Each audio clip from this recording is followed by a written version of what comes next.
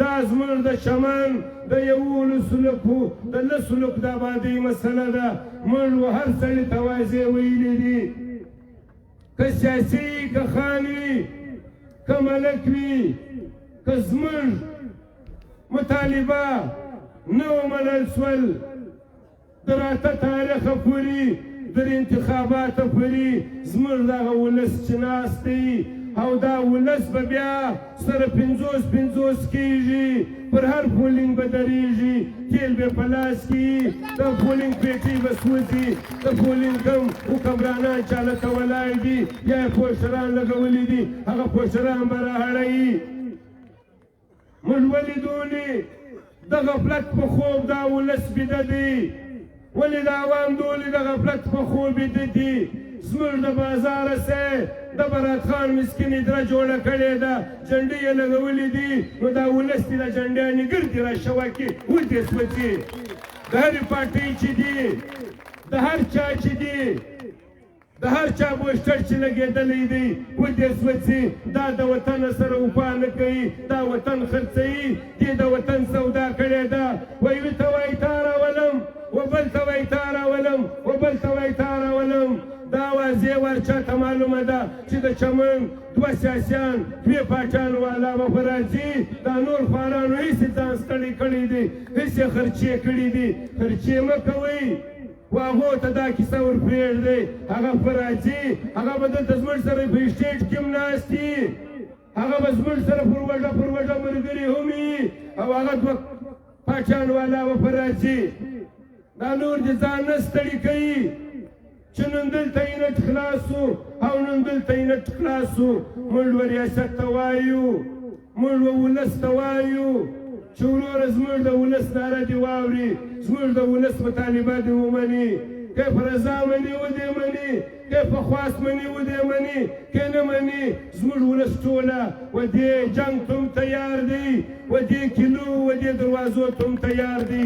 موږ به ډریورانو وروڼو ته هم یو خواست کوو چې دلته موږ موټران درولي دي.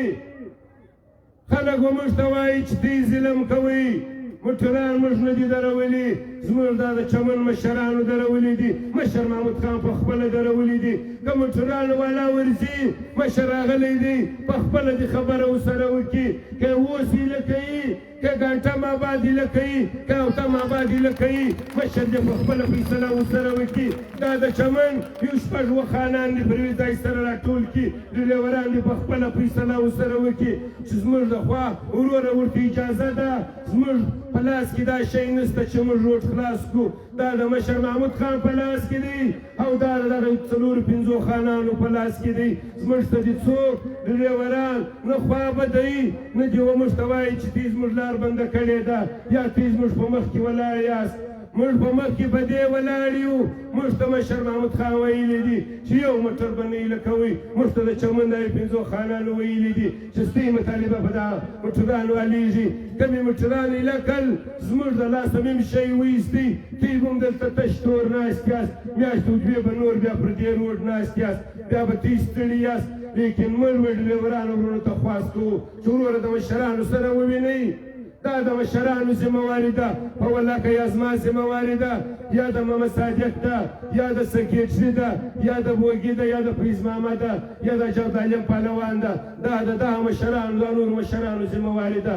موږ خالي د دوی چوکیداران یو، موږ خالي د دوی دلته فوجیان ولاړ یو چې موږ دغه حالات ورته کنټرول کړي دي، موږ دا موټران ورته درولي دي. نو مشر جم پر دې باندې روڼا واچي، مشر جم وروره خپله کمیټۍ جوړوي، خپله دې فیصله وکړي چې هر کار کوي زموږ د دې اسټیټ د خوا، زموږ د لغړیانو د خوا ورته اجازه ده. که دی کوي، که مولانا فضل امان کوي، دا 2 کسانو په لاس کې د فیصله چې هر یوې کوي. موږ ته دې وروره مطالبه راوړي، موږ ته دې وروره خپله دروازه را خلاصه کړي. موږ له چا څه پیسې غواړو، موږ نه د چا څه تنخواوې غواړو، موږ د چا سره نوکرۍ غواړو، موږ نه د چا څه فقر غواړو.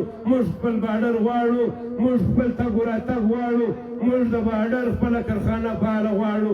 هغه که په زور وي که په رضا وي، موږ ته دې را خلاصه کړي. که نسي خلاصه، زموږ کاټیلران په نوم پر پوره کېدو دي، بیا به موږ قدم اخلو، بیا به زموږ سره دا ولس وژه پر وژه ولاړ وي که شپه یې که ورځ یې دا ولس به بیا راوځي که هره خوا جوړېږي که هر څه کېږي موږ به بیا کوو کور مې ودان یو جان مننه والسلام